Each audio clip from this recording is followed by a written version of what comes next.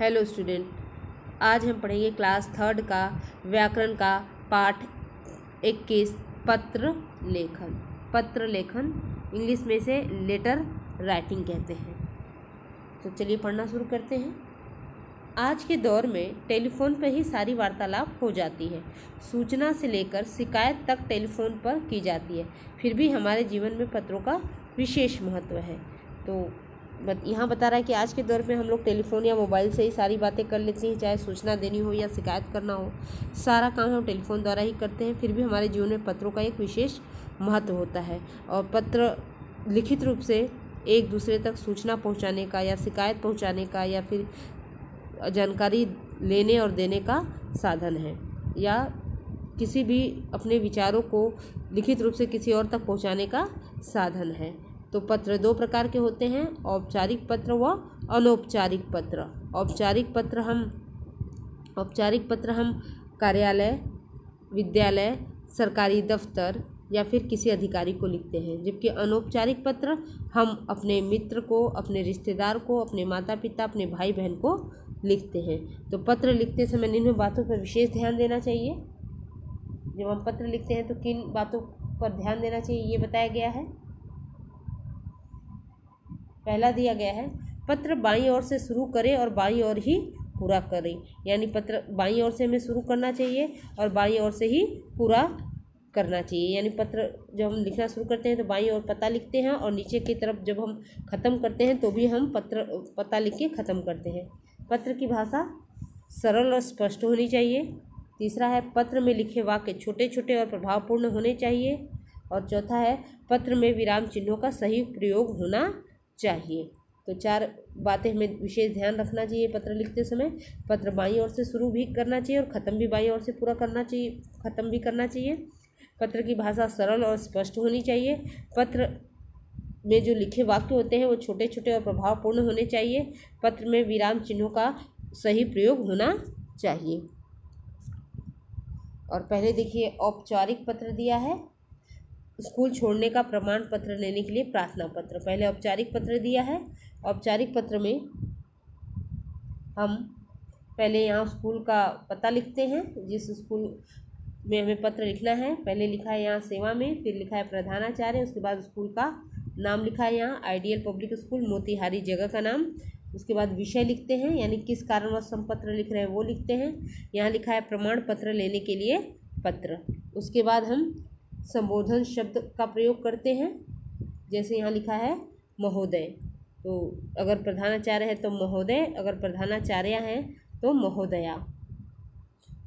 अब उसके बाद पत्र लिखना शुरू करते हैं हम। यहाँ हम इस तरफ हम पत्र को विस्तार पूर्ण देते हैं, यानी जो हमें अपनी बात कहनी होती है वो विस्तार पूर्ण से इस 3 या 4 लाइन में हम अपनी बात कहते हैं। जैसे इसमें कहा गया है, मैं आपके विद्यालय में कक्षा 3 का छात्र हूँ। मेरे पिताजी का यहाँ से स्थानांतरण इम्फाल या मणिपुर में हो गया है, अतः हमें सपरिवार यहाँ से जाना पड़ रहा है। इसलिए मुझे विद्यालय से प्रमाण पत्र लेना बहुत ज़रूरी है। आप कृपा करके मुझे स्कूल छोड़ने का प्रमाण पत्र देने का कष्ट करें। आपकी अति कृपा होगी, धन्यवाद। तो यहाँ धन्यवाद लिखा है। उसके बाद नीचे लिखा हुआ है, आपका आज्ञाकारी शिष्य। अगर लड़का है छात्र है तो शिष्य, अगर लड़की छात्रा है तो शिष्या। यहाँ फिर नीचे अपना नाम लिखेंगे, कक्षा लिखेंगे और नीचे दिनांक लिखेंगे। तो ये एक विद्यालय में जो औपचारिक पत्र हम लिखते हैं उसका प्रारूप दिया गया है। उसके बाद देखिए, दूसरा पत्र दिया है, स्वास्थ्य अधिकारी को मोहल्ले की गंदगी के विषय में शिकायती पत्र। यानी किसी भी अधिकारी को हम अपने मोहल्ले में गंदगी फैल गई है तो उसका शिकायती पत्र हम किस प्रकार देंगे वो यहाँ दिया गया है। यहाँ भी जिसे पत्र लिख रहे हैं उसका पता है, लिखा है यहाँ सेवा में, स्वास्थ्य अधिकारी, नगर निगम पालिका, उत्तरी क्षेत्र, दिल्ली। यहाँ पता लिखे हैं, जिस संस्थान को दे रहे हैं वो लिखे हैं, जिस व्यक्ति को दे रहे हैं वो यहाँ लिखा है। तो इस तरह से हम लिख लेंगे। उसके बाद हम औपचारिक पत्र में विषय जरूर लिखते हैं। यहाँ विषय लिखा हुआ है, यानी किस कारणवश हम पत्र लिख रहे हैं। यहाँ विषय है अपने मोहल्ले में फैली गंदगी के विषय में पत्र। उसके बाद संबोधन शब्द यहाँ है महोदय, उसके बाद विस्तार,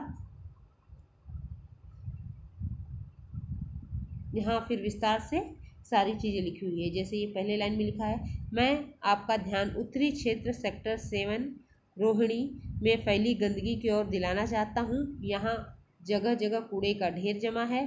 टूटी फूटी गलियों व सड़कों पर गंदा पानी एकत्रित हो जाता है, जिससे मलेरिया फैलने का डर बढ़ता जा रहा है। सफाई कर्मचारी बहुत लापरवाही से काम करते हैं, अतः आपसे विनम्र प्रार्थना है कि इस क्षेत्र की सफाई की उचित व्यवस्था जल्दी से जल्दी कराई जाए। ये शिकायती पत्र है। तो इस तरह से उन्होंने अपना सारी बात लिख दी है पत्र में विस्तार रूप से। उसके बाद नीचे लिखा है आपकी अति कृपा होगी। उसके बाद लिखा है भवदीय, यानी जो है, उसके बाद यहाँ उनका नाम होगा।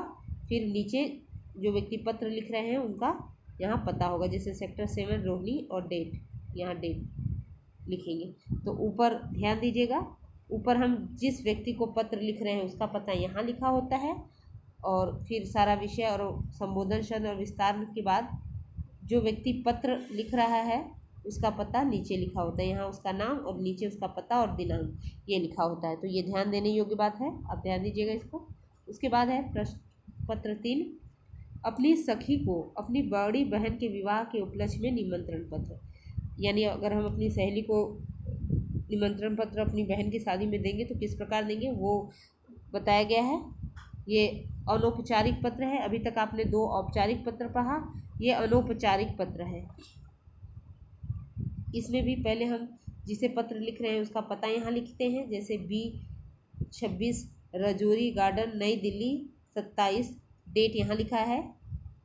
उसके बाद हम संबोधन शब्द का इस्तेमाल करते हैं। यहाँ लिखा है प्रिय सखी, उसके बाद लिखा है सप्रेम नमस्कार। तो यहाँ संबोधन प्रिय सखी संबोधन शब्द है, ये अभिवादन शब्द है सप्रेम नमस्कार, संबोधन शब्द है प्रिय सखी। उसके बाद हम विस्तार से अपनी बातों को लिखेंगे यहाँ, जैसे यहाँ से शुरू है, तुम्हें यह जानकर प्रसन्नता होगी कि मेरी बड़ी बहन का विवाह दिनांक 15 अक्टूबर 2002 को तय होना निश्चित हुआ है। इस अवसर पर तुम सादर आमंत्रित हो। मुझे पूर्ण विश्वास है कि तुम विवाह से 2-4 दिन पूर्व आकर विवाह के कार्य में सहयोग करोगी। तुम्हारी प्रिय सखी निर्मला। तो इस तरह से ये इन्होंने अपने पत्र को विस्तार पूर्ण दिया है रूप यहाँ। फिर उन्होंने यहाँ अपना नाम नीचे लिख दिया है और तुम्हारी प्रिय सखी। तो इस तरह से ये हमारा अनौपचारिक पत्र का रूप है। इसमें एक सहेली ने अपनी बहन, एक सखी ने अपनी सखी को अपनी बड़ी बहन की शादी में आमंत्रित करने के लिए पत्र लिखा गया है। उसके बाद देखिए यहाँ पिताजी को पत्र, ये भी अनौपचारिक पत्र है। यह पिताजी को पत्र लिखना है। यहाँ पिताजी का पता है, जैसे श्री शंभुनाथ मिश्रा, फिर B16/2 मोतिहारी बिहार। उसके बाद दिनांक लिखा हुआ है। उसके बाद संबोधन शब्द है पूज्य पिताजी, यहाँ अभी संबोधन शब्द ये है, अभिवादन ये है, प्रणाम। उसके बाद यहाँ विस्तार पूर्ण से जो अपनी बात है वो लिखा हुआ है। हम सब अपने स्थान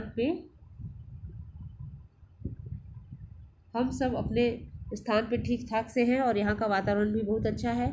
हम सब खुशी से आपके घर आने का इंतज़ार कर रहे हैं।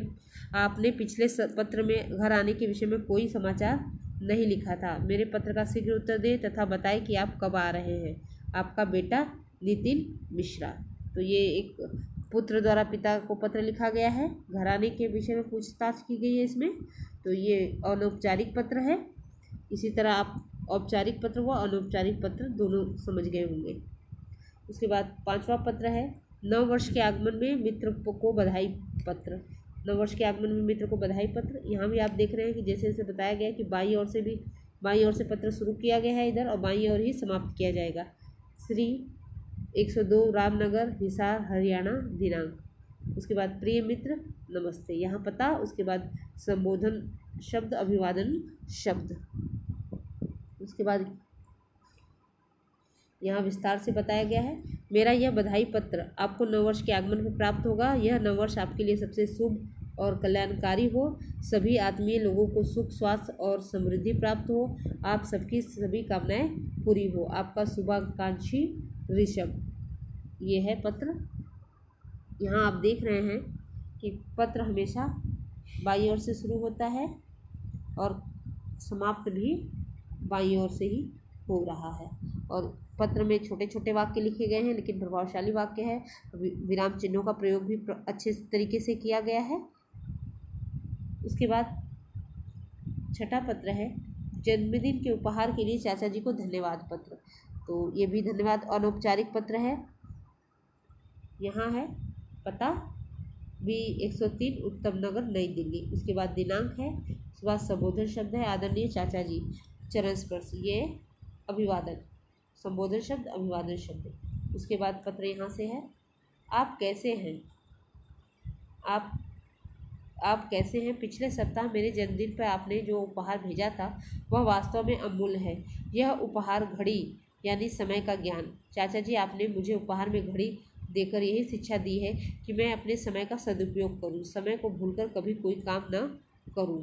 मैं समय के इस रहस्य को समझ गया हूं। अपने जीवन में समय की पूरी कद्र करूंगा, पूरी मेहनत से पढ़ूंगा और भविष्य में कुछ बनकर दिखाऊंगा। मैं इस अमूल्य उपहार के लिए आपका धन्यवाद करता हूँ। मेरी ओर से ऋषभ और पूर्वी को प्यार। तो ये एक लड़का अपने चाचा जी को पत्र लिख रहा है। उन्होंने उपहार भेजा है, उसके लिए उसने बधाई पत्र लिखा है। तो इस तरह से ये बधाई पत्र है। उसके बाद नीचे लिखा है आपका भतीजा विशाल। तो यहाँ विशाल का पता होगा। तो इस तरह से ये पत्र है, औपचारिक पत्र व अनौपचारिक पत्र। उसी के आधार पर देखिए एक अभ्यास कार्य दिया गया है आपको कि अपने बड़े भाई की शादी पर मित्र को निमंत्रण पत्र लिखिए। और दूसरा है जुर्माना माफ़ी के लिए प्रधानाचार्य को पत्र लिखिए। तो ये आपको पत्र लिखने के लिए दिया गया है। इसमें से एक पत्र आपको देखना है, पढ़ना है, और दूसरा पत्र आपको, एक पत्र मैं बताऊंगी और एक पत्र खुद ही आप स्वयं लिखेंगे नोटबुक में। तो पहला है बड़े भाई के विवाह में शामिल होने के लिए अपने मित्र को पत्र लिखिए। यही है। जैसे आपने सखी को निमंत्रण पत्र दिया था उसी तरह आप उसी आधार पे इस पत्र को भी लिख लेंगे। जैसे बी रजौरी मैंने पत्र में यहाँ पता लिख दिया, यहाँ दिनांक लिखा, फिर प्रिय दोस्त सप्रेम नमस्कार यहाँ लिख दिया। उसके बाद देखिए तुम्हें यह जानकर प्रसन्नता होगी कि मेरे बड़े भाई का विवाह 15 अक्टूबर 2020 को होना निश्चित हुआ है। इस शुभ अवसर पर तुम सादर आमंत्रित हो। मुझे विश्वास है कि तुम विवाह से 2-4 दिन पूर्व आकर विवाह कार्य में सहयोग करोगे। तुम्हारा प्रिय मित्र दोस्त। उसके बाद यहाँ दोस्त का नाम, दोस्त का पता नीचे लिख देंगे। तो इस तरह से ये हो जाएगा। अपने बड़े भाई के विवाह में अपने दोस्त को, मित्र को निमंत्रण पत्र भेजना। और जुर्माना माफ़ी के लिए प्रधानाचार्य को जो पत्र है ये स्वयं आप खुद से लिखेंगे। पहले आप ऊपर अपने स्कूल का लिखेंगे, सेवा में प्रधानाचार्य जी। उसके बाद नीचे स्कूल का नाम लिखेंगे, चकरमा वाराणसी। फिर इस तरह से आप सारा आदरणीय महोदय, उसके बाद सारा पत्र आप लिख देंगे। जुर्माना माफ़ी यानी आपसे कोई गलती हुई है उसके लिए आपको जुर्माना लगा है तो उसकी माफ़ी मांगते हुए आप पत्र लिखेंगे और जुर्माना माफ़ करने के लिए सर से आप सिफारिश करेंगे। बस आपने पाठ भी पढ़ लिया है, पुस्तक अभ्यास भी पूर्ण कर लिया है। तो आज के लिए बस इतना ही। मिलते हैं नेक्स्ट क्लास में। Thank you student.